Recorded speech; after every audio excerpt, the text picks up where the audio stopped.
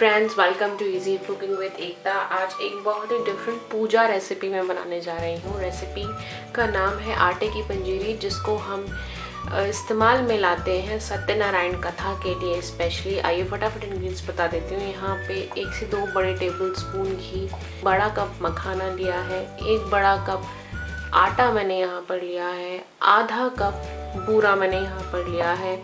ये है तुलसी के कुछ पत्ते और साथ के साथ मेरे पास हैं 2 इलायची। आइए बनाना शुरू करते हैं प्रसाद। सबसे पहली तैयारी आपको करनी है आटे को भूनने की।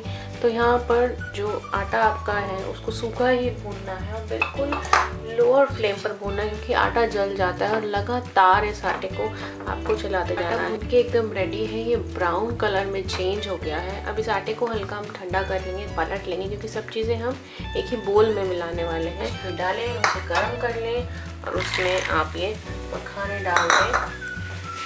सबको अच्छे से चलाकर भून लें। को एक टिश्यू पेपर पर निकाल लें और इनको अच्छे से अब आप कूट लें। कूटने की हेल्प से कूट लें। आटे को अच्छे से ठंडा कर लें। ठंडा करने के बाद इस आटे में आप पूरा मिला लें।